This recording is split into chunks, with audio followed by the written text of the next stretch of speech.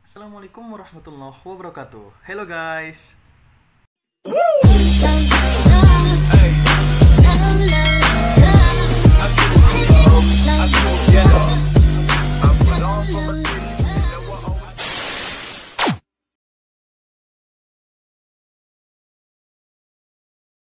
Nah, kembali lagi bersama saya Dharma Yudi, NIM 180301142.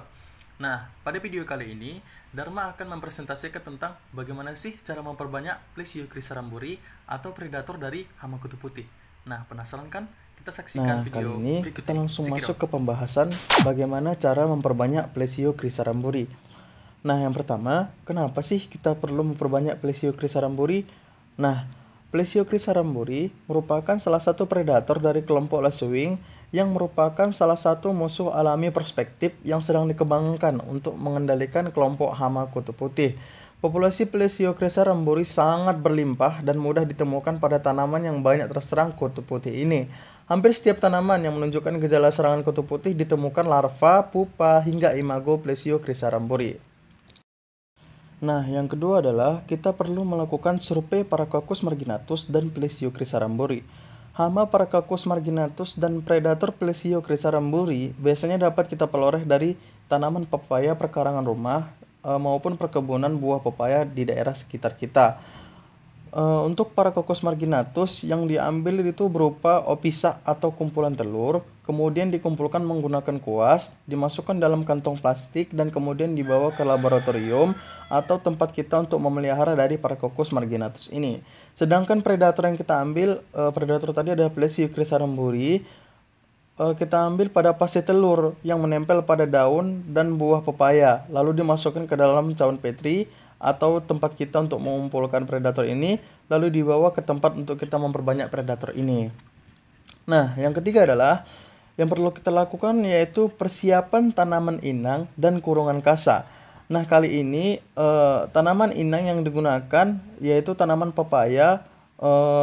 Kali ini kita akan menggunakan pepaya umur 4 bulan, varietas merah delima yang bibitnya diperoleh dari perkebunan atau pohon kaites yang berada di depan rumah kita. Baik, untuk tanaman inang, media tanam yang digunakan yaitu tanah bagian atas atau topsoil. Bisa kita gunakan pot dengan ukuran 5 kg, serta kurungan kasa yang berukuran 50 cm, lebar 50 cm, tingginya 100 cm, dengan panjangnya tadi 50 cm ya. Lalu kurungan kasa ini kemudian akan digunakan pada tanaman pepaya yang sudah diinokulasi Paracoccus marginatus dan predator Plesiocrisa ramburi, agar nanti mereka berada di dalam kurungan kasa itu, lalu kita bisa melihat gitu predator ini memangsa hama kutu putihnya. Selanjutnya yang perlu kita lakukan yaitu pembiakan Paracoccus marginatus. Nah, sebelum kita memperbanyak predatornya tadi, kita harus memperbanyak makanannya dulu, yaitu Paracoccus marginatus atau kutu putih.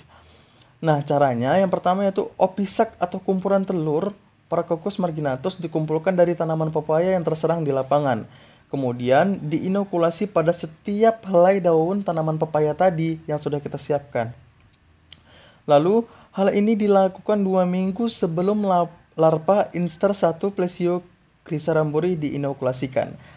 Nah, ingat ya, di sini kita lakukan inokulasi pada daun pepaya sebelum larva instar 1 Plesiocrisa ramburi diinokulasikan, agar pakan sudah tersedia saat Plesiocrisa ramburi sudah menetas gitu. Kemudian tanaman tersebut dimasukkan ke dalam kurungan kasa karena hama kutu putih ini merupakan pakan dari Plesiocrisa ramburi tadi. Selanjutnya adalah pembiakan Plesiocrisa ramburi. Nah, kita masuk ke dalam bagian inti nih. Telur Plesiocrisa ramburi yang didapat dari lapangan tadi diletakkan di dalam cawan petri atau tempat kita yang untuk mengumpulkannya dengan alaskan tisu dan dibiarkan hingga menetas menjadi larva instar 1. Lalu diinokulasikan larva Plesiocrisa ramburi instar 1 ini pada tanaman pepaya yang sudah terserang Paracoccus marginatus. Nah, kita kembali ke slide sebelumnya.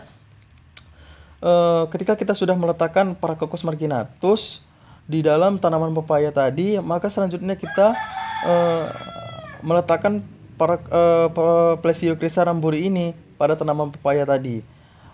Karena hama kutu putih ini merupakan makanan dari larva Plesiocrisa ramburi. Nah, hal ini kita lakukan, kita pelihara sampai Plesiocrisa ramburi menjadi imago. Kenapa sih hanya sampai menjadi imago? Nah, karena pada saat ia menjadi imago, Plesiocrisa ramburi ini tidak lagi memangsa hama kutu putih. Nah, di sini menariknya. Lalu apa yang dimangsa Plesiocrisa ramburi? Nah, Plesiocrisa ramburi itu akan memakan nektar-nektar pada tanaman. Nah, atau madu yang terdapat pada tanaman. Nah, lalu bagaimana cara memelihara selanjutnya? Selanjutnya kita lakukan yaitu pemberian pakan buatan untuk Plesiocrisa ramburi. Nah, bagaimana caranya? Kita simak berikut ini. Sepasang imago Plesiocrisa ramburi yang berumur 1 hari dipindahkan ke kurungan kasa yang baru. Nah, lalu pemberian pakan sesuai konsentrasi yang kita berikan. Yaitu pakannya apa sih? Yaitu dengan cara meneteskan pakan buatan, madu, plus ragi, plus air sebagai pengganti nektar yang ada di alam. Nah, bagaimana cara kita memberikannya? Nah, caranya gampang, yaitu dengan cara pakan atau madu tadi dioleskan pada kapas yang digantung di dalam kurungan dan diganti setiap hari agar nutrisinya tercukupi bagi pertumbuhan imago dari Plesiocrisa ramburi ini. Nah, berikut itu adalah perbanyakan Plesiocrisa ramburi dengan cara pada saat dia berada di fase larva itu makanannya adalah hama kutu putih, dan pada saat ia menjadi imago, nah makanannya adalah nektar atau kita ganti dengan madu, ragi plus air. Sekian video presentasi tentang perbanyakan Plesiocrisa ramburi oleh saya Dharma Yudi. Bila ada kata-kata saya yang salah dan terdapat banyak kekurangan pada presentasi ini, saya mohon maaf. Wabillahi taufiq walhidayah. Wassalamualaikum warahmatullahi wabarakatuh. Terima kasih.